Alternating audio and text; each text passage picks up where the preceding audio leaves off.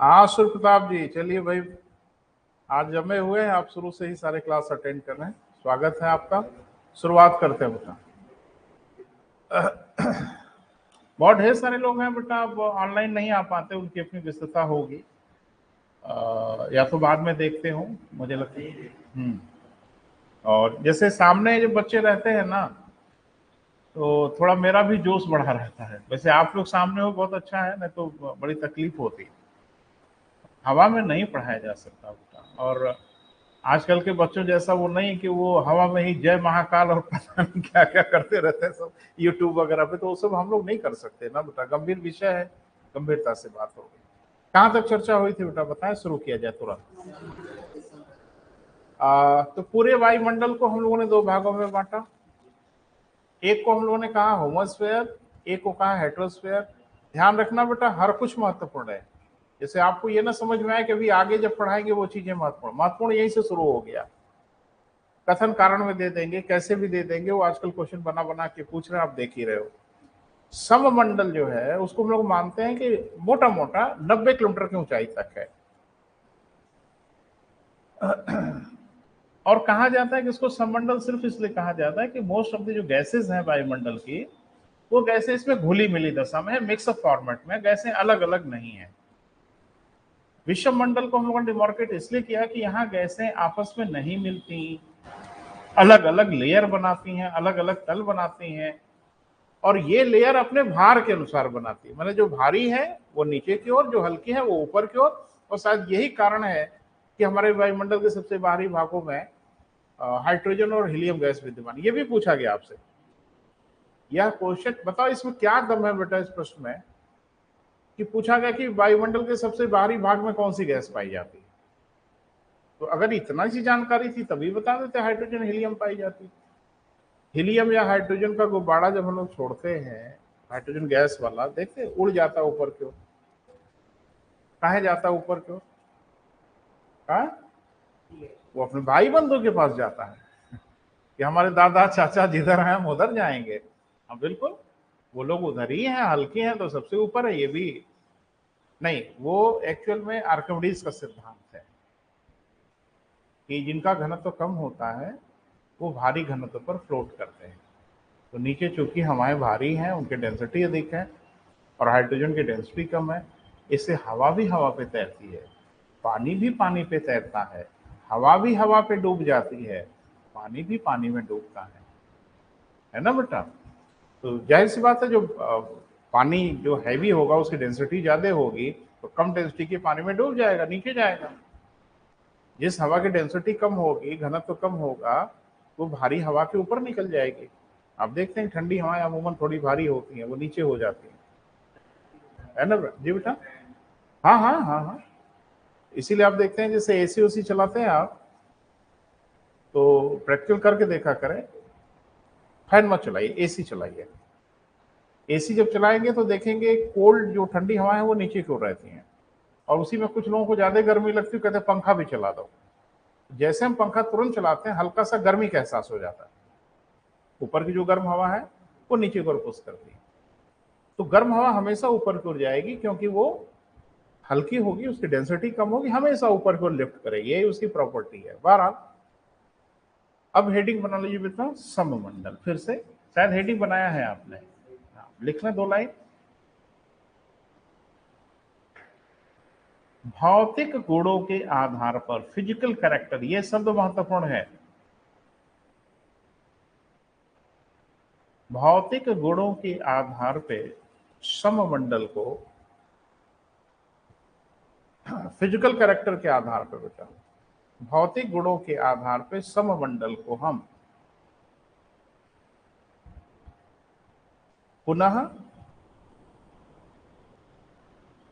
सममंडल को हम पुनः निम्न 3 बड़े भागों में विभाजित करते हैं। तो डायग्राम में तो सब बना ही है, शब्दों में भी लिख लिया जाए तो थोड़ा सा देखते चले बेटा तो अच्छा रहेगा। उस दिन तो हमने दिखाया भी था आपको, कोई बड़ा इशू नहीं है। तो इसमें जो पहला है, अच्छा नाम दोनों भाषा वाला प्लीज पढ़िएगा, क्योंकि ये खेल कर रहे हैं आजकल। तो जो सममंडल है बेटा,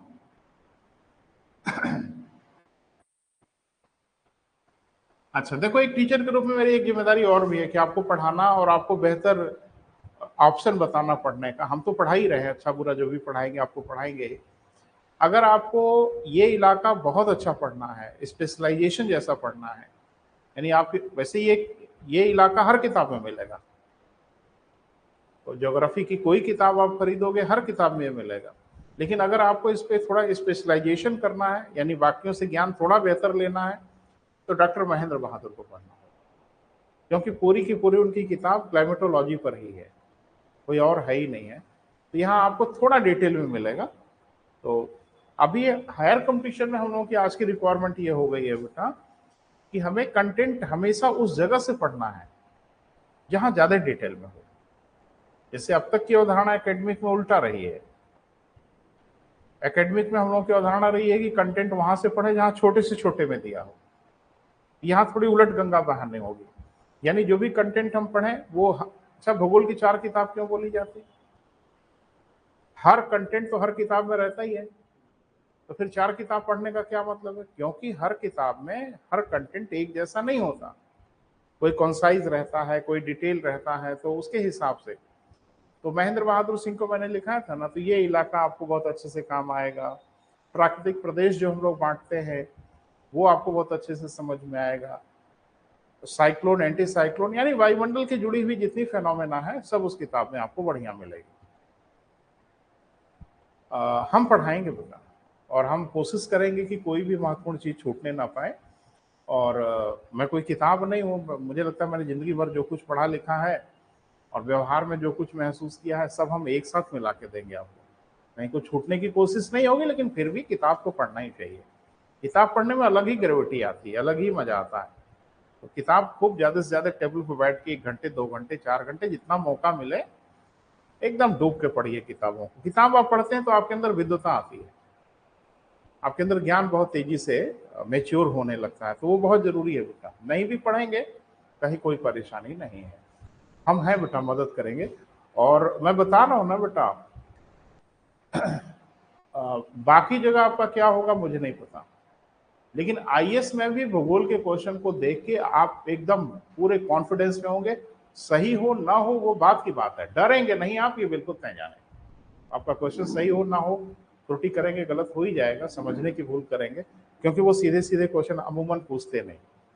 वो जब भी पूछेंगे थोड़ा सा घुमा फिरा के पूछेंगे, ताकि बच्चे के पास अगर समझ है तो बता पाएगा, और रटा है खाली तो मुसीबत हो जाएगी। जबकि यूपी पीसीएस में ऐसा नहीं है, यूपी पीसीएस में रटा भी है तो भी हो जाएगा, और समझने वाले क्वेश्चन बहुत कम ही पूछे जाते हैं यूपी पीसीएस में, तथ्यात्मक ज्यादा पूछे जाते हैं। आईएएस का तो हुआ है, देखिएगा पेपर, देखा ही होगा।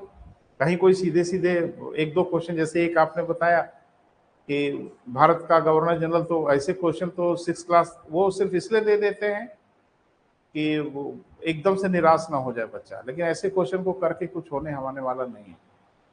ये तो सभी के सही होंगे, किसके गलत होंगे भाई? बारह, तो थोड़ा सा देखने की कोशिश कर, नहीं होगी परेशानी बेटा। मैं कह रहा हूँ, मैं 20 साल से पढ़ा रहा हूँ, और भूगोल में तो किसी को परेशानी मैंने आज तक होते हुए नहीं देखा, चाहे आप एबीसीडी जानते हो चाहे ना जानते हो। और एक बात कि मेरी ज्यादा ख्याति भूगोल को ही लेके है, माने बच्चों में जो मेरी प्रसिद्धि है वो संविधान को लेके तो जो है सो है ही है, लेकिन भूगोल को लेके ज्यादा ख्याति है बच्चों में। और कुछ तो तुलनात्मक रूप से बताते हैं कि आपका तरीका बेजोड़ है, कोई नहीं पढ़ा पाता वैसे। अब आप लोग पढ़िएगा, आप लोग बताइएगा बाकी अपने मुंह से क्या कहना। जो हमारा सममंडल है बेटा, इसको भी हम लोग छोटे छोटे भागों में बांट लेते हैं। तो 3 भाग बांटा था पिछले लेक्चर में, तो एक की शुरुआत कर देते हैं बेटा। वो तो लिखा ही है, बार बार एक ही चीज लिखाने से कोई मतलब नहीं है। जिसको हम लोग बोलते हैं क्या बेटा? क्षोभ मंडल। इसी को हम लोग कहते हैं क्या बेटा? ट्रोपो स्फेयर। हाँ, ध्यान रखिएगा बेटा, ट्रोपोस्फेयर को इंग्लिश से या हिंदी दोनों में लिख लीजिएगा। अगर इंग्लिश में तकलीफ हो तो ऐसे लिख लीजिएगा, स्फीयर, क्योंकि आजकल ऐसे ज्यादा पूछ ले रहे हैं। देवनागरी लिपि में लिख के पूछ दे रहे हैं। तो सब पे सतर्क रहिए। और देखो, इंग्लिश कम से कम आपको इतनी आनी पड़ेगी सिविल सर्विसेज में कि इंग्लिश वाले क्वेश्चन को कम से कम पढ़ लें, समझ लें क्या पूछा जा रहा है, क्योंकि यहाँ बड़ा धोखा हो जा रहा है, ट्रांसलेशन में गड़बड़ी हो रही है। अभी एक आपने देखा यूपीपीसीसी में गड़बड़ हो गया, इंग्लिश वर्जन में अनुच्छेद दिया था, हिंदी वर्जन में अनुच्छेद ही नदारत था। अब गलती तो हो ही सकती है ना, वैसे वो भी अनुच्छेद गलत दिया था, सही नहीं दिया था, लेकिन अब हिंदी वर्जन में अनुच्छेद दिया होता तो हम भी बताते सही है कि गलत है। तो थोड़ा सा अच्छा, अच्छी बात यह है कि अगल बगल ही रहता है भाई, हिंदी भाषा और अंग्रेजी भाषा के क्वेश्चन आसपास से ही रहते हैं, तो दोनों भाषा आए तो बढ़िया है। सिविल सर्विसेज एक परेशानी है, यूपी की तो है या नहीं है वो अलग बात है, पेपर इंग्लिश में बनाए जाते हैं, पेपर हिंदी में नहीं बनाया जाता, पेपर इंग्लिश में बनाया जाता है और फिर उसका ट्रांसलेशन होता है। इसीलिए कभी कभी ट्रांसलेशन बहुत दुरूह हो जाता है, बहुत मुश्किल हो जाता है, जो व्यवहारिक नहीं होता, और किताबों की भाषा और बाकी भाषाओं से अलग होने लगता है, तो बच्चा अक्सर वहां गलती कर देता है भाषा के चक्कर में। आ रहा है उसको, लेकिन गलती कहाँ हो रही है, लैंग्वेज वो समझ ही नहीं पा रहा है। ब्लैक होल को हमेशा ब्लैक होल लिखा जाता है, ढेर सारी किताबों में हिंदी में कहीं लिखा है तो कृष्ण वीवर लिखा हुआ है। अब उन्होंने क्या ट्रांसलेशन किया, काला छिद्र। अब ये तो हम तो इतने दिन से पढ़ रहे हैं भैया, मैंने धरती की किसी हिंदी किताब में नहीं देखा कि ब्लैक होल को काला छिद्र कहीं लिखा हो। अब क्या किया, सीधा सीधा ट्रांसलेट किया, ब्लैक माने काला, होल माने छिद्र। ट्रांसलेटर जो भी रहा होगा उसने सीधा सीधा ट्रांसलेट कर दिया, बाढ़ में जाए। तो कभी कभी इंग्लिश के वर्ड अलग होते हैं, हिंदी के उसके शब्द अक्षरशः नहीं होते, वो अलग शब्द हो जाते हैं, लेकिन अक्षरशः करोगे तो परेशानी होगी। इसलिए बेटा दोनों भाषा पे फोकस किए रहिएगा।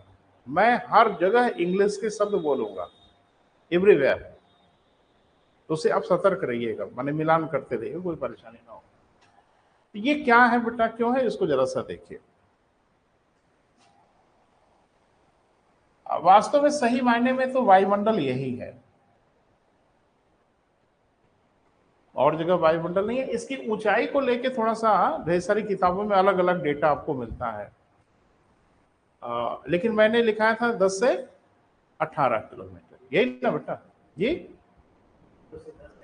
हाँ, अजी जीरो से तो हो गई, तो मैंने जैसे जीरो से हम शुरू करते हैं तो कहीं पे ये 10 किलोमीटर तक है, और कहीं जीरो से लेके ये 18 किलोमीटर तक है। इसकी ऊंचाइयां थोड़ी अलग अलग हैं, बाकी जगह ऐसा नहीं है, बाकी हर मंडल की ऊंचाई एक है, यहाँ पे ऊंचाई का थोड़ा डिफरेंस है।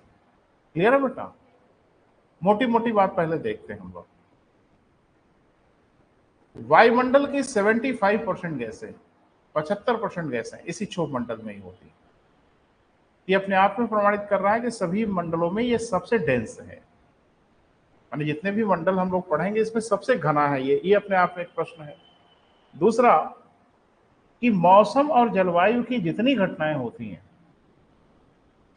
जो जो आप जानते हैं चाहे जो आप नहीं जानते हैं, मौसम जलवायु की सभी घटनाएं इसी मंडल में होती हैं। क्लियर है बेटा? दूसरी जो सबसे बड़ी इसकी खासियत यह है, इस मंडल में ऊंचाई के साथ साथ तापमान में कमी आती है। माने जैसे जैसे आप क्षोभ मंडल में ऊपर की ओर बढ़ते हो, वैसे वैसे टेम्परेचर बढ़ने की जगह पे टेम्परेचर घटने लगता है, जबकि टेम्परेचर बढ़ना चाहिए। इसको ज्योग्राफी में बोला जाता है लैप्स रेट। भूगोल में क्या बोला जाता है बेटा? ताप ह्रास दर, टेम्परेचर लैप्स रेट कहा जाता है, और ये रेट एकदम फिक्स है। हर 165 मीटर की ऊंचाई पे 1 डिग्री टेम्परेचर घटता है। और मुझे लगता है शायद यही कारण है कि गर्मियों में जिसको देखो वही हिल स्टेशन पे भागता है, कोई नैनीताल जा रहा है, कोई कुल्लू मनाली जा रहा है, कोई शिमला जा रहा है, कोई मसूरी जा रहे हैं लोग ना। ये तो ऊंचाई वाले इलाके हैं, ऊंचाई वाले इलाके तो सूर्य के और करीब हुए, तो टेम्परेचर तो वहां ज्यादा होना चाहिए, लेकिन वहां टेम्परेचर घटता है। ये कठिन पहेली है कि ऐसा क्यों होता है। ये रटना महत्वपूर्ण नहीं है कि हाँ तापरास दर पाया जाता है, ये तो जरूरी है ही है, उससे कहीं ज्यादा जरूरी ये जानना है कि ऐसा होता काहे है। अरे भाई एक यूनिवर्सल आप नियम बता दोगे कि आप सूरज की ओर जाओ तो टेम्परेचर घटने लगेगा, हो तो वही रहा है कि कम से कम 18 किलोमीटर की ऊंचाई तक तो जा रहे हैं सूरज की ओर, तो टेम्परेचर बढ़ने की जगह पे घट रहा है। तो आप एक जनरल निष्कर्ष नहीं निकाल सकते कि ऊपर जाते जाएंगे टेम्परेचर घट, बहुत जल्द भ्रम दूर हो जाएगा आपका, बहुत ही जल्द आपका सारा भ्रम दूर हो जाएगा।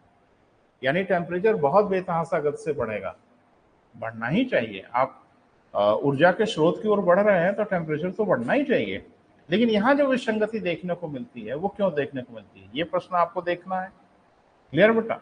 दूसरा, इसकी ऊंचाइयों में अंतर काहे है, इसके डिफरेंसेस क्यों है ना बेटा? ऐसे ढेर सारे क्वेश्चन है जिसपे हम देखेंगे। शुरुआत करें, लिखें, पहले लिख लो फिर हम बात करते हैं।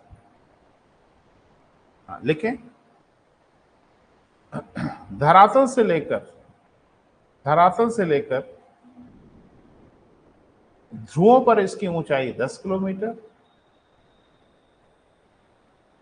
धरातल से लेकर ध्रुवों पर इसकी ऊंचाई कितनी बेटा? 10 किलोमीटर, जबकि विषुवतीय क्षेत्रों में इसकी ऊंचाई 18 किलोमीटर तक देखी जाती है।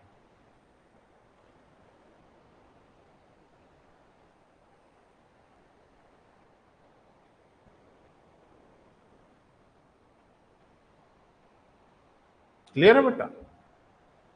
लिखें, वायुमंडल की 75% गैसें, 75% गैसें, वायुमंडल की 75% गैसें इसी मंडल में विद्यमान हैं। वायुमंडल की 75% गैसें इसी मंडल में विद्यमान है, इसलिए क्षोभ मंडल अत्यधिक सघन है, घना है। अभी हम डायग्राम से सब समझाते हैं बेटा, पहले लिख लीजिए। अत्यधिक क्या है बेटा? सघन है, घना है। क्लियर हुआ बेटा? तो अब इसमें कुछ चीजें होती हैं। घना होने का एक परिणाम ये होता है कि कभी आपने देखा होगा एक घटना रात में आकाश को जब आप देखते हैं, टूटे हुए तारे की घटना, शूटिंग स्टार, एक प्रकाश की लकीर जैसा दिखाई देती है ना, वो तो अक्सर दिखती है, कॉमन सी घटना है कि आप आकाश की ओर देखो, आकाश एकदम अगर स्वच्छ हो तो आपको टूटे हुए तारे की घटना देखने को मिलती है। माने एकदम एक प्रकाश की चमक एक लाइन बनाते हुए गुजरती है, जिसको हम लोग टूटा हुआ तारा कहते हैं, इंग्लिश में इसको शूटिंग स्टार कहते हैं। तो ये शूटिंग स्टार की जो घटना देखने को मिलती है वो कहाँ मिलती है बेटा? क्षोभ मंडल में। और ऐसा सिर्फ इसलिए मिलती है कि चूंकि क्षोभ मंडल बहुत सघन है और धरती के बाहर से कोई भी पिंड अगर क्षोभ मंडल में प्रवेश करेगा तो इतना हैवी फ्रिक्शन होने लगता है, उस पर घर्षण होने लगता है, उसकी सरफेस का टेम्परेचर 2 से 3,000 डिग्री सेल्सियस बढ़ जाता है। फ्रिक्शन से टेम्परेचर बढ़ता है और वो सारी चीजें जल के राख। तो ये कह सकते हैं कि क्षोभ मंडल एक तरह से हम लोगों की पृथ्वी का एक सुरक्षा आवरण भी है, जो बाहर से किसी चीज को धरती पे आने नहीं देता। इसीलिए आप देखते हैं जो स्पेसशिप वगैरह बनाई जाती है, अंतरिक्षयान बनाए जाते हैं, तो उसमें बहुत जटिल काम जाना नहीं होता, आना होता है। बहुत जटिल कार्य है बेटा। इसको हम लोग विज्ञान की भाषा में कहते हैं री एंट्री, पुनर्प्रवेश। तो वायुमंडल में फिर से वापस ले आना अपने अंतरिक्ष यात्रियों को बहुत टेढ़ी खीर है और दुनिया के हर देशों की औकात नहीं है। हमारी है, भारत की हैसियत है। भारत ने बताया है कि हमारे पास ये टेक्नोलॉजी है, यानी हम बाहर से धरती पे किसी चीज को ला सकते हैं और उसका टेम्परेचर बढ़ेगा जरूर, लेकिन हम उसको मैनेज कर लेंगे। क्लियर है बेटा? जब साइंस वाइंस पढ़ेंगे हम लोग तो थोड़ा और विस्तार से हम बात करेंगे। हमारे यहाँ एक मिसाइल है बेटा जिसका नाम है अग्नि। अभी तो अग्नि 5 फायर हुआ था, आपने देखा, वो हल्ला मच गया पूरी दुनिया में। ये लोग समझ ही नहीं पा रहे थे कि है कैसी मिसाइल। कोई कह रहा था बैलिस्टिक है, कोई कह रहा था क्रूज है, कोई कह रहा था ग्लाइडेड बैलिस्टिक है या ग्लाइडेड क्रूज है। तो एक कभी कभी रहस्य में बहुत मजा आता है ना? जैसे आप देखते हो ना कि कोई मोबाइल का कवर रखा है शर्ट के नीचे, है ना, और शर्ट से वो ढका हुआ तो थोड़ा उभार दिखता है ना। अब कई लोग उसको देख के अंदाजा लगाते क्या है ये। कुछ लोग कहते हैं ये इसके पास रिवॉल्वर है, कोई कहता नहीं नहीं पिस्टल है। तो ठीक है, लोग शंका में रहे तो और बढ़िया ही है, हर्जा क्या है भाई। और मालूम चला कि वो चश्मे का कवर है। तो कभी कभी रहस्य रहना बड़ा जरूरी होता है बेटा। और देश की सुरक्षा के लिए बहुत आवश्यक है। दुश्मन तो बहुत चक्के हैं, वो समझ ही नहीं पा रहे हैं कि है क्या चीज, लेकिन है जो भी बड़ा खतरनाक चीज है, इसमें कोई शक नहीं है। हम पढ़ाएंगे, साइंस वाइंस पे बात करेंगे। बड़ा अच्छा है कि मैंने बच्चों को पढ़ाया था। एग्जैक्टली वो क्वेश्चन आ गया सिविल सर्विसेज में। साइंस टेक तो 2 ही 3 दिन पढ़ाने का मौका मिला मुख्यमंत्री वाली योजना में।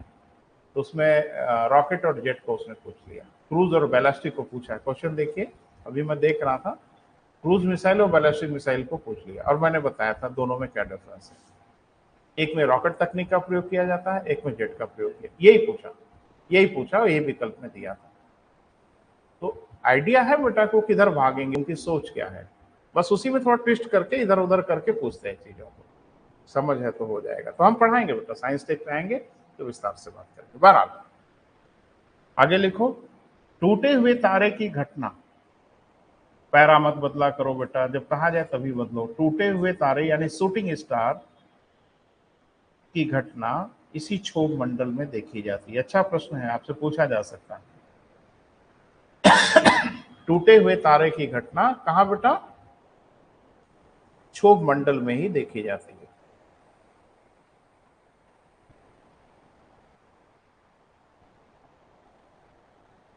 ठीक है, आगे लिखे, मौसम तथा जलवायु की सभी घटनाएं।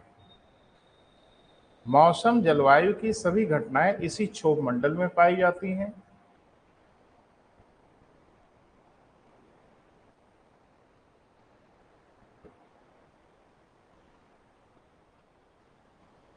क्यों बेटा?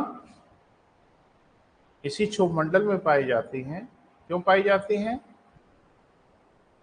क्योंकि जलवाष्प मात्र क्षोभ मंडल में ही पाए जाते हैं। वो भी लिख डालो ना, लगे हाथ। क्योंकि जलवाष्प यानी मॉइस्चर, नमी, मात्र क्षोभ मंडल में ही पाए जाते हैं।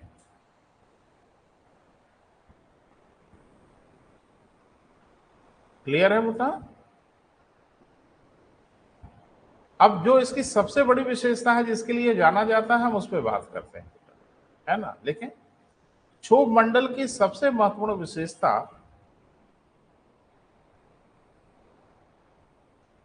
ऊंचाई के साथ साथ तापमान में कमी का पाया जाना है। ऊंचाई के साथ साथ किसमें बेटा? तापमान में कमी का पाया जाना है। इसे हम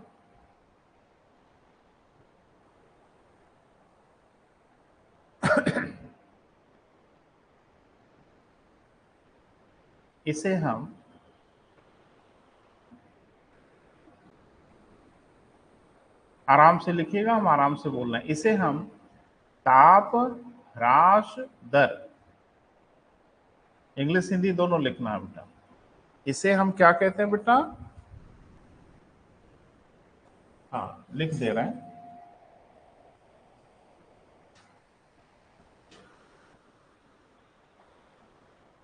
ताप ह्रास दर, या इंग्लिश में कहते हैं क्या बेटा?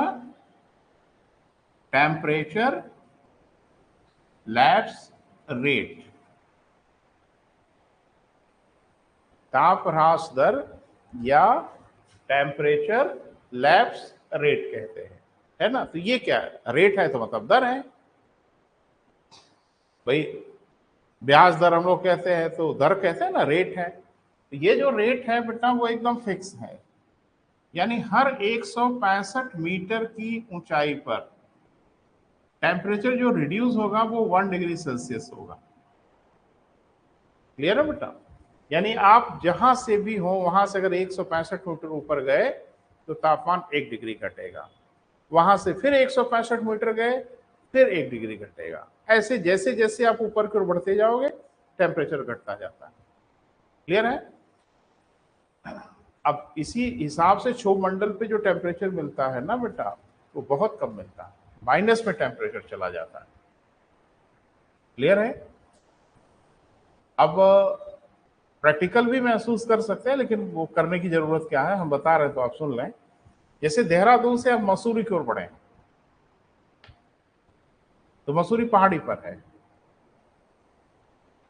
तो देहरादून से जैसे जैसे आप बढ़ोगे मसूरी की ओर, तो जैसे उस पहाड़ पे पहुंच जाओगे जिसके ऊपर मसूरी है, वैली है, तो आप अब सीधा चढ़ाई पे चढ़ने लगते हो। आपकी व्हीकल जैसे जैसे एक एक मोड़ को पार करते हुए ऊपर की ओर बढ़ती है, वैसे वैसे महसूस होता है कि टेम्परेचर घट रहा है। अब मसूरी जाते जाते तो पूछो मत, है ना, बड़ा मनोहारी टेम्परेचर हो जाता है भाई। वहाँ एक बड़ा खूबसूरत झरना है, कैंपटी फॉल। इधर गर्मी में एकदम छटपटाए तड़फड़ाए लोग जब जाते हैं मसूरी ना, हाँ, तो मन होता है कि बस बस अब थोड़ा सा इसमें नहा लें। नहाते रहते हैं ढेर सारे लोग। अब मन खाली मन ही रह जाता है बेटा, इतना ठंडा पानी होता है कैंपटी फॉल का कि एक डुबकी लगाने के बाद फिर भागने के अलावा कोई और विकल्प नहीं, बहुत ठंडा होता है। जबकि इधर गर्मी वाले इलाके से लोग जाते हैं तो बड़ा लगता है कि भाई खूब नहाएंगे, घंटों नहाएंगे, टिक नहीं सकता कोई, बहुत ठंडा लगता है। ऊंचाई का एरिया है, बाहर आप घूमोगे आपको धूप लगेगी, धूप तो है ही है, धूप लगेगी, सब कुछ लगेगी, लेकिन टेम्परेचर बहुत कम रहेगा। हवा भी अगर चलेगी बहुत ठंडी हवा चलेगी। तो जाहिर सी बात है, लोग जाते हैं उधर घूमने घामने, जाना भी चाहिए जब मौका मिले तो। ऐसा क्यों होता है बेटा? ताप ह्रास दर की वजह से। तो वो तो खैर चलो ठीक है। चलिए राजस्थान में, मुझे लगता है कि मई और जून के समय पूरा उत्तर भारत गर्मी से दहक रहा होता है, और उसमें सबसे ज्यादा टेम्परेचर सस्टेन करता है राजस्थान की मरुभूमि। जो मरुस्थल है वहां टेम्परेचर बहुत तेजी से रेज होता है, बढ़ता है। और राजस्थान में ही एक पर्वत श्रृंखला है अरावली। अरावली की जो सबसे ऊंची चोटी है, नहीं है तो गुरु शिखर, गुरु शिखर है सबसे ऊंची चोटी, लेकिन एक पहाड़ी है जिसको कहते हैं आबू पर्वत, माउंट आबू। बेहतरीन पर्यटक स्थल है, गर्मी में जिसको देखो मुंह उठाए माउंट आबू भागता है। मुझे बाई द वे वहां रहने का अवसर मिला है। तो माउंट आबू जो है ना बेटा, वहां पे पहले आईपीएस का ट्रेनिंग सेंटर था, सरदार वल्लभ भाई पटेल पुलिस अकेडमी, वो माउंट आबू में था। आईपीएस की ट्रेनिंग वहीं होती थी माउंट आबू में। अरे बड़े वीआईपी टाइप के लोग हैं ना, तो ट्रेनिंग सेंटर वेंटर बड़ा सही जगह पे रहता है। आईएएस की ट्रेनिंग मसूरी में होती है, आईएएस की जो ट्रेनिंग होती है वो ट्रेनिंग मसूरी में होती है। लाल बहादुर शास्त्री प्रशासनिक एकेडमी वही है, मसूरी में है। आप जाओगे तो दिखेगा। तो आईपीएस ट्रेनिंग सेंटर को शिफ्ट कर दिया गया हैदराबाद। आज की डेट में आईपीएस ट्रेनिंग सेंटर हैदराबाद में है। ये सेंटर खाली हो गया, सरदार वल्लभ भाई पटेल वाला, तो इसे दे दिया गया सीआरपीएफ को। तो सीआरपीएफ के असिस्टेंट कमांडेंट की ट्रेनिंग होती है माउंट आबू में। दो जगह होती है, एक माउंट आबू में होती है और एक मध्य प्रदेश में एक जगह है नीमच। तो वहाँ दो जगह ट्रेनिंग होती है असिस्टेंट कमांडेंट की। वैसे सुनने में आ रहा है कि अभी कुछ और सेंटर बनाएंगे। तो बहरहाल, तो एकदम पर्यटक से भरा होता है माउंट आबू। गर्मियों में एकदम पर्यटक भरे होते हैं। दिलवाड़ा जैन टेम्पल माउंट आबू में है। एक झील वहां पे है जिसका नाम है नक्की झील, वही माउंट आबू में है। तो वो बड़ा एक पर्यटक स्थल है बेटा, लोग जाते हैं। और ऐतिहासिक कारणों से, भूगोल के विद्यार्थी हैं तो आपने पढ़ा होगा कि अरावली भारत ही नहीं दुनिया के सबसे प्राचीनतम पर्वतों में से एक है। और इसीलिए हमारे वेदों वगैरह में भी अरावली का खूब ठीक ठाक वर्णन है। नहीं, वेद बहुत पुराने नहीं हैं, लेकिन फिर भी अरावली का वर्णन है। तो क्षत्रियों की उत्पत्ति का सिद्धांत भी आबू से ही माना जाता है, कहा जाता है अग्निकुंड का सिद्धांत। बकवास है सब, लेकिन है तो भाई पढ़ना ही है। तो कहा जाता है अग्निकुंड से क्षत्रिय निकले, वो भी वही माउंट आबू का ही इलाका है। तो आखिरकार पूरा राजस्थान दहक रहा है, माउंट आबू में लोग कांप रहे हैं ठंड से। तो ऊंचाई का फैक्टर है, खाली ऊंचाई अगर होगी तो ठंड पड़ेगी। आबू पर्वत तो है बेटा, लेकिन सबसे ऊंचा जो शिखर है अरावली का वो गुरु शिखर है। ठीक है, चोटी है वो, उसका नाम है गुरु शिखर। बहरहाल पढ़ेंगे हम लोग बेटा, इसे पढ़ना है हम लोग के। भारत के भूगोल में आएंगे तो एक एक का पोस्टमार्टम करेंगे, ऐसे थोड़ी छोड़ेंगे। बहरहाल अब कुछ प्रश्नों का उत्तर बेटा हम लोग को तलाशना है। पहला उत्तर ये तलाशना है कि आखिर क्षोभ मंडल की ऊंचाइयों में अंतर क्यों है। कहीं क्षोभ मंडल 10 किलोमीटर है तो कहीं 18 किलोमीटर क्यों है, बाकी मंडल में तो ऐसा नहीं है, क्षोभ मंडल के साथ ऐसा है। एक तो इस प्रश्न का उत्तर ढूंढना है। दूसरा ये कि ऊंचाई के साथ साथ यहाँ तापमान में कमी क्यों आती है, इसका उत्तर ढूंढना है। तो दोनों को अलग से निकालिए बाहर। लिखिए पॉइंट बना के। क्षोभ मंडल की ऊंचाइयों के अंतर का कारण।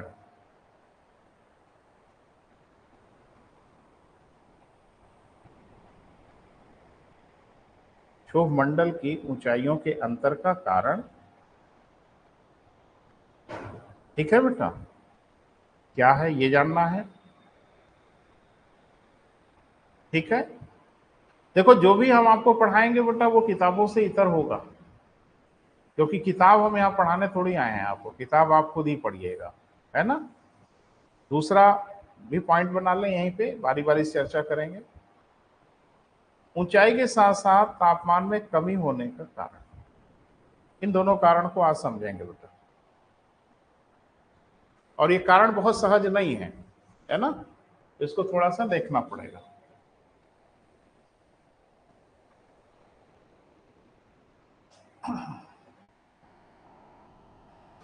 अभी गड़बड़ खाली ये हो गई ना बेटा कि जैसे एस्ट्रोनॉमी आपको हम पढ़ाए होते ना पहले, तो एस्ट्रोनॉमी से अगर हम शुरुआत किए होते तो पृथ्वी भी बताते, पृथ्वी की आंतरिक संरचना भी बताते, सारा कुछ बताते। लेकिन अभी फिर आएगा तो घबराने की जरूरत नहीं, और इतनी जानकारी हर बच्चे को होती है, नहीं है तो आप भी कर लीजिए। जैसे ये पृथ्वी है ना बेटा, अर्थ है, तो अर्थ के हम लोग दो पोल मानते हैं भूगोल में, दो ध्रुव मानते हैं। एक को हम लोग बोलते हैं क्या बेटा, हाँ नॉर्थ पोल, और एक को हम लोग कहते हैं साउथ पोल, उत्तरी ध्रुव और दक्षिणी ध्रुव। और हम लोग ये मान लेते हैं कि इन्हीं के बीच में एक एक्सिस है जिसपे पृथ्वी अपनी दैनिक गति कर रही है, माने उसी पे घूम रही लट्टू जैसा, जिसको हम लोग क्या बोलते हैं, दैनिक गति।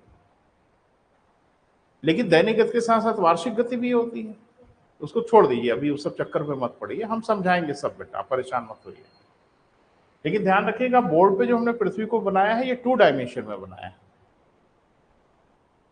क्योंकि इसमें गहराई या ऊंचाई का आभास नहीं होगा छू के, क्योंकि इसमें सिर्फ लंबाई और चौड़ाई दिख सकती है, ऊंचाई या गहराई का आभास नहीं होगा।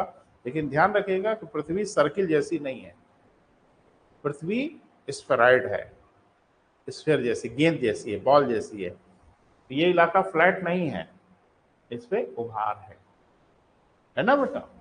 बॉल जैसी होगी तो उभार होगा।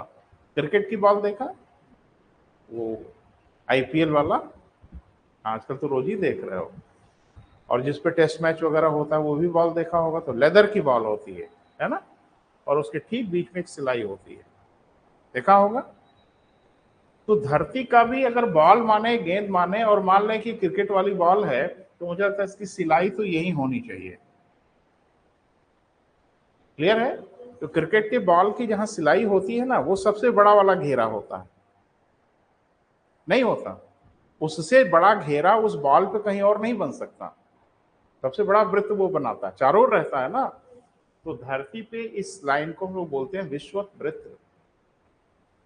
ये वास्तव में हम लोग रेखा रेखा बोलते तो बहुत है, विषुवत रेखा, लेकिन वास्तव में विषुवत रेखा नहीं है, वो तो वृत्त है, चारों तरफ है। जैसे ये पृथ्वी अगर है तो सामने भी है और पीछे भी है, और ये सबसे बड़ा वाला घेरा है पृथ्वी का। अब थोड़ा ध्यान से देखिए, अभी मैंने जो लिखाया है वो ये बताया है कि क्षोभ मंडल की जो ऊंचाई है वो ध्रुवों पे 10 किलोमीटर और विषुवतीय क्षेत्रों में, अब इधर नहीं दिखा पाएंगे, संभव ही नहीं, हवा में कैसे दिखाएं, तो थोड़ा किनारे दिखा देते हैं। कितना बेटा, 18 किलोमीटर। तो ये जो है मामला वो कुछ ऐसा है, एक क्वार्टर का हम दिखा रहे हैं, बाकी आप समझ पाएंगे। और मुझे लगता है फिर इधर से आओगे तो फिर इधर थोड़ा सा नीचे हो जाता। अब परेशानी ये कि विषुवत रेखा पे ही उभार क्यों हो गया ज्यादा। बिल्कुल, देखो ऊंचाई कोई अलग अलग भले बताए, अलग अलग डेटा अलग अलग किताबों में दिखेगा, लेकिन हर किताब में आपको एक चीज कॉमन दिखेगी कि ध्रुवों पे इसकी ऊंचाई कम है और विषुवत रेखा पे इसकी ऊंचाई ज्यादा है, डेटा चाहे जो भी हो। इसलिए वो भले ना पूछें, ये आपसे जरूर पूछेंगे, क्योंकि इसमें कोई गतिरोध नहीं है। तो प्रश्न ये है कि आखिर क्षोभ मंडल की ऊंचाई ध्रुवों पे कम काहे है और क्षोभ मंडल की ऊंचाई विषुवत रेखा पे ज्यादा क्यों है। बोल नहीं रहे बेटा, है ना प्रश्न। बाकी समताप मंडल का तो 50 सीधे बोल दिया गया, मध्य मंडल का सीधे 90 बोल दिया गया, 90 से 95 भी नहीं बोला गया। या तो डिफरेंस है। ये क्यों है बेटा, उसको समझने के लिए थोड़ा सा कुछ बातों को समझिएगा, रिस्पॉन्ड करिएगा तो हम समझा पाएंगे। पृथ्वी पे गुरुत्वाकर्षण बल लगता है एक बराबर।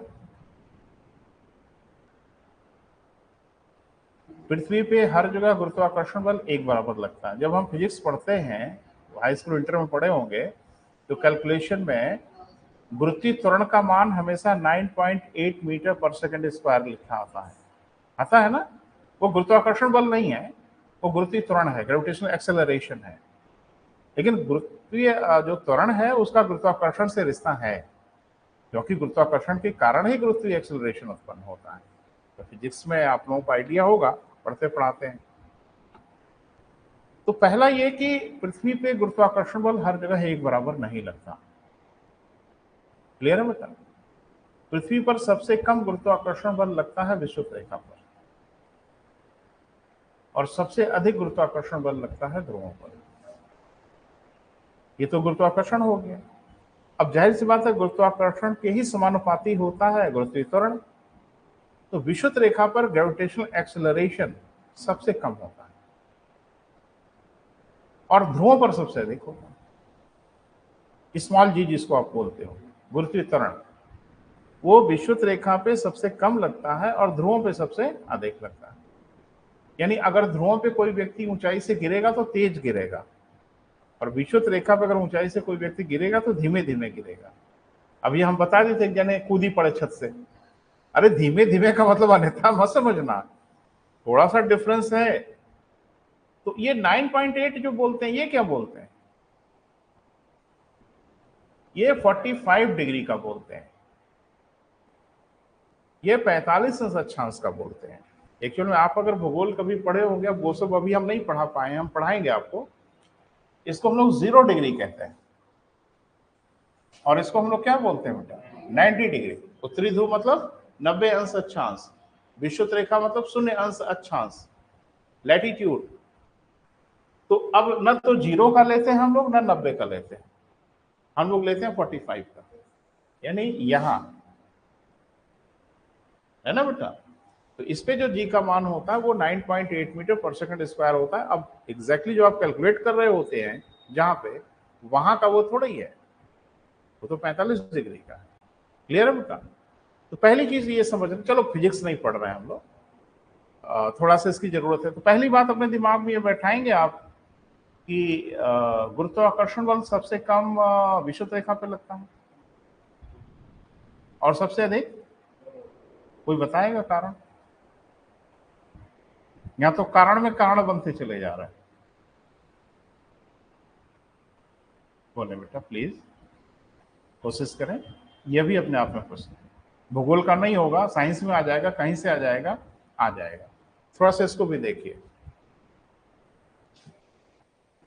आपको पता है कि पृथ्वी की जो पूरी संरचना है,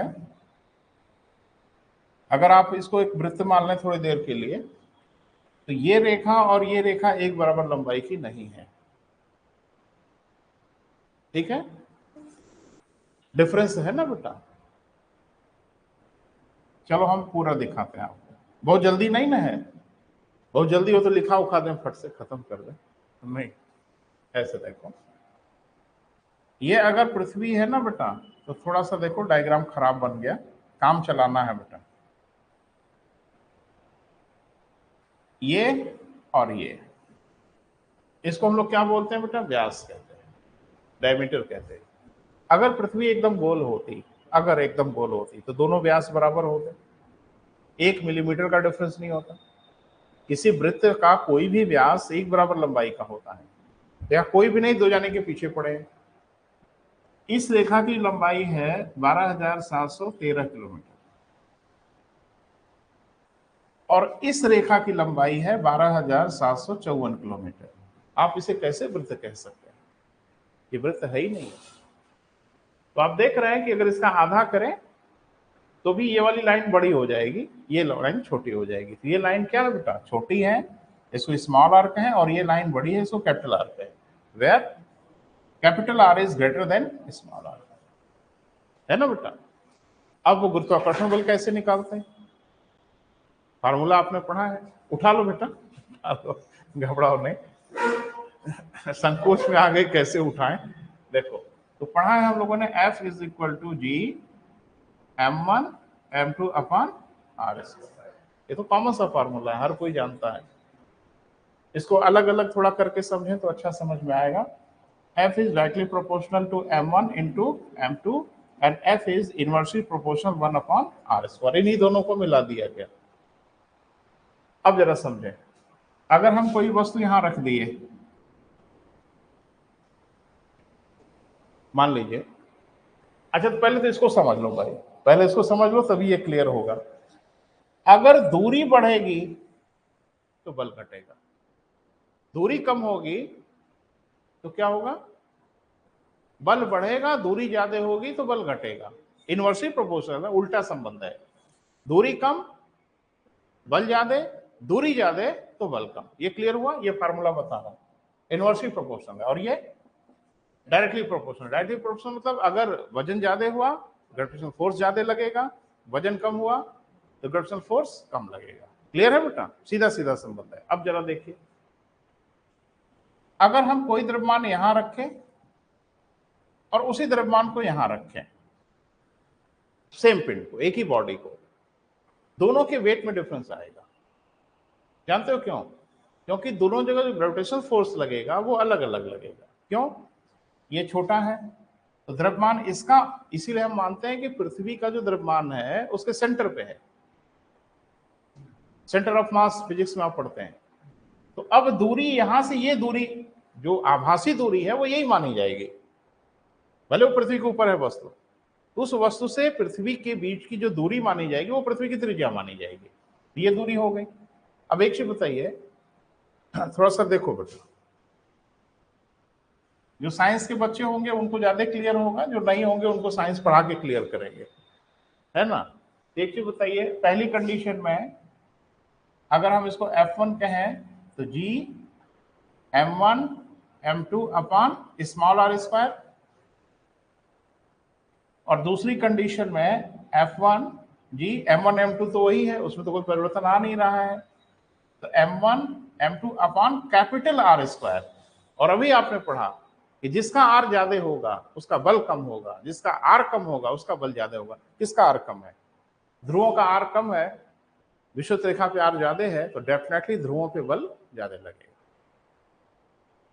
पता नहीं क्लियर हो रहा है कि नहीं? क्लियर है बेटा? तो चलो ये क्लियर हो गया। अब मुझे बताइए कि अगर इस पिंड पे गुरुत्वाकर्षण बल ज्यादा लग रहा है तो हर चीज पे गुरुत्वाकर्षण बल ज्यादा लगेगा, और गुरुत्वाकर्षण ही तो वह बल है जो वायुमंडल को बांध के रखा है। ये और कौन बल है भाई? वायुमंडल पृथ्वी के चारों ओर बंधा हुआ है, उसको कौन बांध रहा है? तो जहां गुरुत्वाकर्षण बल ज्यादा होगा वहां कस के बांधेगा और नीचे खींचेगा, हाँ या ना? और जहां गुरुत्वाकर्षण बल कम होगा वहां थोड़ी सी ढील मिलेगी, थोड़ी सी छूट मिलेगी। तो गुरुत्वाकर्षण बल कम से कम डिफाइन कर रहा है कि ध्रुवों पर क्यों क्षोभमंडल नीचे चला आया। क्योंकि खेल किसने खेला बेटा? गुरुत्वाकर्षण। और ध्रुवों पे इसकी विषुवत रेखा पे इसकी ऊंचाई थोड़ी ज्यादा इसलिए हो गई कि यहाँ गुरुत्वाकर्षण बल थोड़ा सा कम। एक फैक्टर सपोर्ट कर रहा है लेकिन कई फैक्टर सपोर्ट करेंगे, एक ही नहीं। दूसरा कि सूर्य का ताप नहीं पढ़ाया है मैंने बेटा, आगे हम पढ़ाएंगे आपको इसी सेगमेंट में। धरती को सबसे अधिक गर्मी मिलती है विषुवत रेखा पर, सबसे अधिक, यानी एवरेज जो सबसे अधिक गर्मी धरती को मिलती है सॉरी, वो कहाँ मिलती है बेटा? विषुवत रेखा पर। और सबसे कम गर्मी मिलती है ध्रुवों पर, और यही कारण है कि ध्रुवों पे साल भर बर्फ जमी रहती।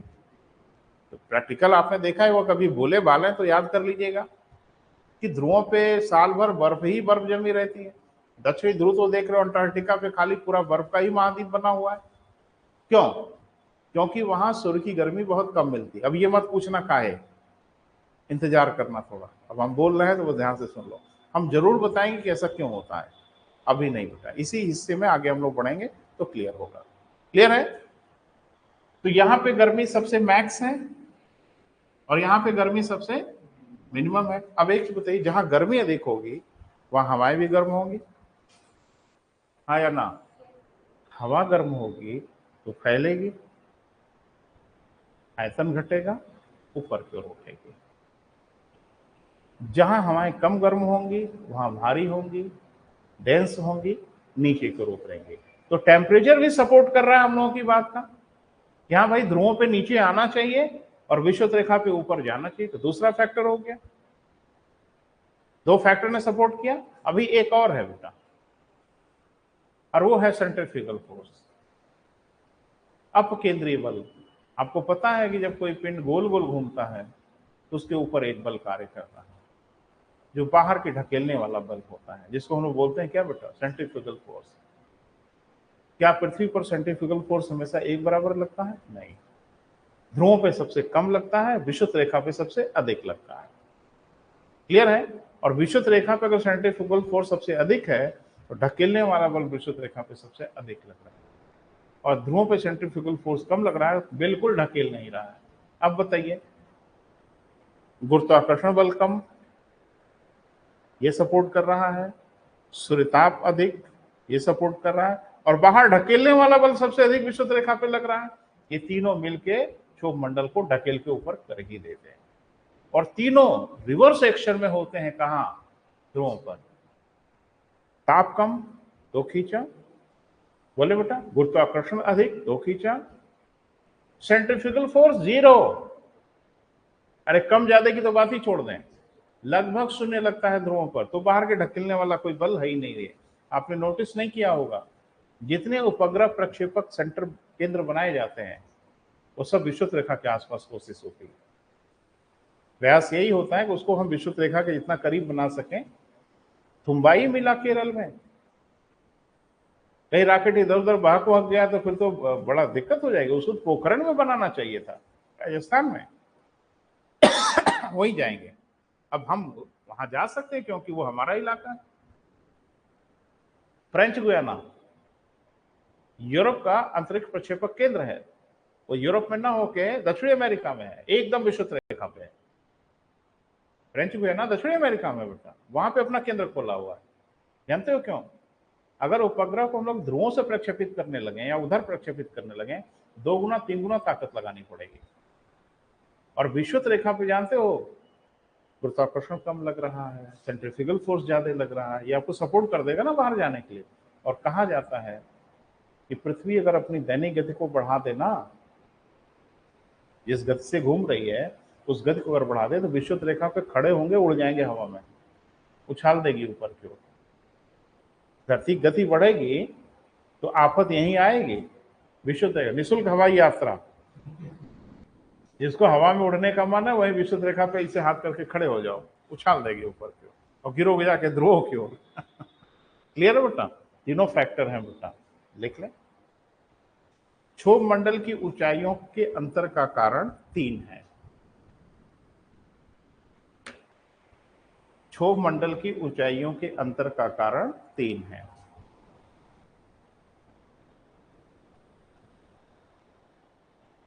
क्लियर है बेटा?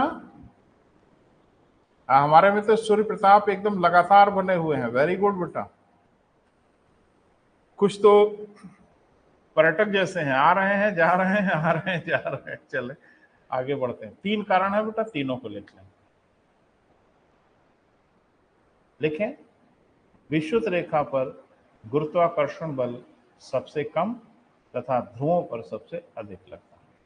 अब कोरिलेट करिएगा आप बेटा, रिश्ता आप जोड़ लीजिएगा। विषुवत रेखा पर गुरुत्वाकर्षण बल सबसे कम तथा ध्रुवों पर सबसे अधिक लगता है। सहमत है? ये कैसे असर डालेगा वो समझ रहे हैं ना? उसको हम नहीं लिखा रहे हैं बेटा।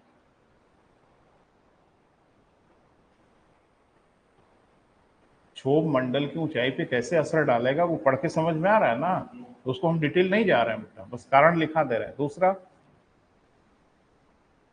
विषुवतीय क्षेत्रों में सूर्यताप सबसे अधिक।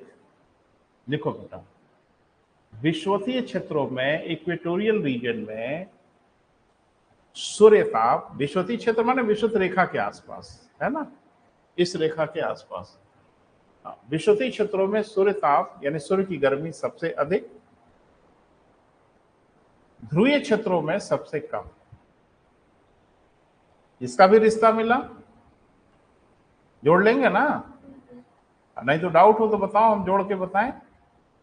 अरे बेटा सूर्यताप अधिक होगा तो हवा गर्म होगी, हवा गर्म होगी तो फैलेगी, फैलेगी तो ऊपर भागेगी, तो डेंसिटी कम होगी ना, तो ऊपर जाने लगेगी।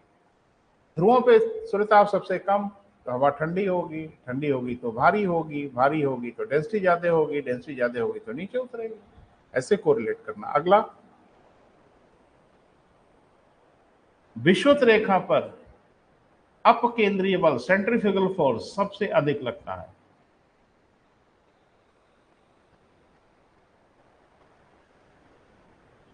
विषुवत रेखा पर सेंट्रीफ्यूगल फोर्स अपकेंद्रीय बल सबसे अधिक लगता है। ये कौन बल है बेटा? जो बाहर की ओर ढकेलता है। ठीक है? अरे नहीं समझ में आ रहा है, ब्रैकेट में लिखो बाहर की ओर ढकेलता है, तो हर्जा क्या है? ये कहीं प्रस्तुत थोड़ा ही करना है, हमको पढ़ के समझना है, बात खत्म। ध्रुवों पर अपकेंद्रीय बल सबसे कम लगता है।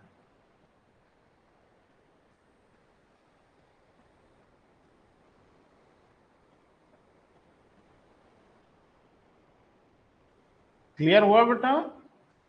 ये तीन फैक्टर हैं बेटा जो मिलजुल के काम कर लेते हैं कि विषुवत रेखा पे क्षोभमंडल की ऊंचाई बढ़ जाती है और ध्रुवों की ऊंचाई घट जाती है, और कोई कारण है ही नहीं।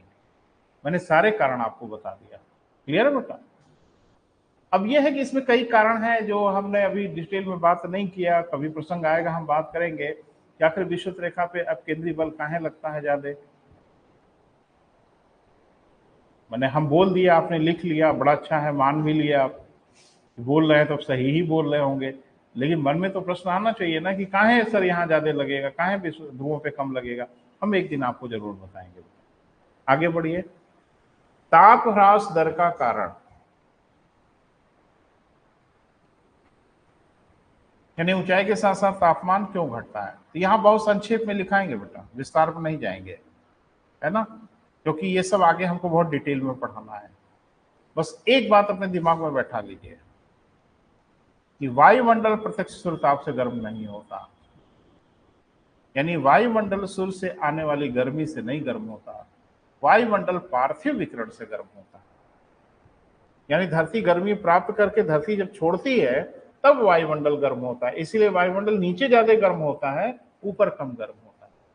अगर प्रत्यक्ष सूर्यताप से गर्म हो रहा होता तो ऊपर ज्यादा गर्म होता, नीचे कम गर्म होता, तो यहाँ ऐसा नहीं है। बस इसी लाइन को लिखना होगा बेटा, लिखें। वायुमंडल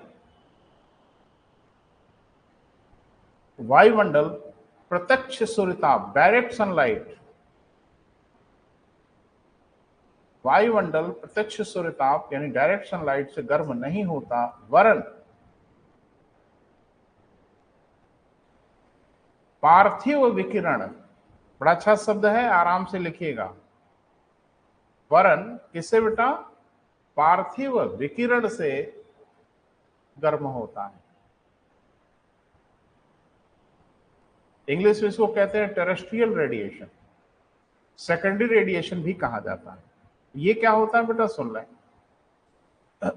कोई भी वस्तु जो उष्मा को अवशोषित करेगी, ठीक है, उसे उष्मा देना ही पड़ेगा। एक ऐसा ब्याज है ना, ऋण है बैंक का, इसको चुकाना ही पड़ेगा आपको किसी हालत में। रोटी बनाने के लिए लोहे की प्लेट को बर्नर पर रखते हैं हम, बर्नर गर्म हो जाता है, रोटी बना लेते हैं, फिर बर्नर बंद करते हैं, तवा या लोहे की प्लेट को उठा के नीचे रखते हैं, फिर धीरे धीरे ठंडा हो जाता है। तो जिसने उष्मा लिया वो उष्मा तो उसने रिलीज किया ना, क्योंकि उष्मा रिलीज नहीं किया तो फिर ठंडा कैसे हुआ। धरती को भी आप देखते होंगे कि जब गर्मी बहुत होती है तो धरातल बहुत गर्म हो जाते हैं, फिर आप विंटर्स में देखते हैं वही धरातल जहां फिर नंगे पांव चलना दोपहर होता है, गर्मियों में दोपहर है गर्मी के कारण, और ठंडक में दोपहर है ठंडक के कारण। अरे ठंडक के सीजन में फर्श कितने ठंडे हो जाते हैं, वो आपने महसूस किया होगा। तो आखिरकार धरती की जो गर्मी थी वो कहां गई? रिलीज हो गई, निकल गई। तो ध्यान से सुनो बेटा, धरातल जो हमारा है वो प्रत्यक्ष सूर्यताप को ले लेता है, वायुमंडल नहीं ले पाता। जब ये ले लेता है तो फिर बाद में इस ऊर्जा को रिलीज करती है धरती, ठंडी होती है, और जब ठंडी होती है तो इससे वायुमंडल गर्म होता है। अब बच्चे हैं, तरह तरह की सोच है, तो एक बच्चे ने कहा कि सर ये उल्टा पुल्टा पहाड़ा पढ़ाएंगे हम। क्या भाई कहे नाराज हो रहे हो? कहा कि आ रहे थे तो नहीं लिया, जा रहे थे तो ले लिया, ये कैसे हो सकता है? अरे सूरज की गर्मी आ रही तो उसे काहे नहीं गर्म हो रहे हो? धरती जब उष्मा को रिलीज कर रही है तो उससे काहे गर्म हो रहा है? तो उसका कारण नहीं पता था बेटा आपको, इस वजह से ऐसा प्रश्न आता है। फिजिक्स का एक नियम है बेटा, हॉटर बॉडी शॉर्टर वेवलेंथ। जो वस्तु जितनी गर्म होती है वो उतनी छोटी तरंगों के रूप में ऊर्जा को रिलीज करती है, और मुझे नहीं लगता सूर्य से ज्यादा गर्म कोई है। तो सूर्य जो उष्मा भेजता है धरती की ओर, अपेक्षाकृत शॉर्ट वेवलेंथ के फॉर्मेट में भेजता है, और छोटी तरंगों के लिए वायुमंडल ट्रांसपेरेंट होता है, पारदर्शी होता है, वो नहीं रोक पाते। वो धरातल पे जब आ जाते हैं तो धरातल उनको अवशोषित कर लेती। धरातल जब फिर उष्मा को रिलीज करती है तो फिर फिजिक्स का एक नियम है, हमेशा सेकेंडरी रेडिएशन जो होगा वो जिस वेवलेंथ पे उष्मा को लिया होगा उस वेवलेंथ पे रिलीज नहीं करेगी, उससे बड़ी हुई वेवलेंथ पे रिलीज करेगी, यानी बड़ी तरंगों के रूप में उष्मा को रिलीज करती है। और धरती उस वेवलेंथ पे उष्मा को नहीं रिलीज करती जिस वेवलेंथ पे इसने सूर्य से प्राप्त किया था, बड़ी तरंगों के रूप में छोड़ती है, और बड़ी तरंगों को वायुमंडल जाने ही नहीं देते। तुम कहां जा रहे हो?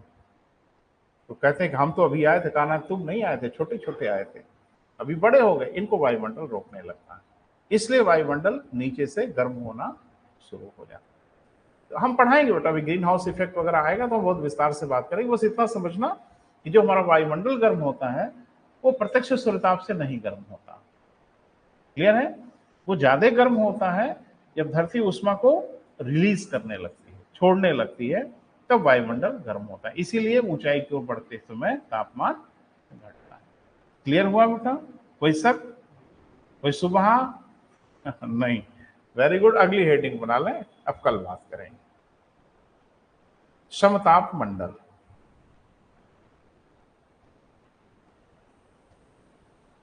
कल मतलब वही 1, 3, 5 वाला चलेगा, है ना बेटा? तो परसों फिर ज्योग्राफी पे बात होगी। अभी 2-4 दिन चलने दो बेटा, बच्चे भी आ रहे हैं, फिर हम रेगुलराइज कर देते हैं आपका। ठीक बेटा, थैंक यू।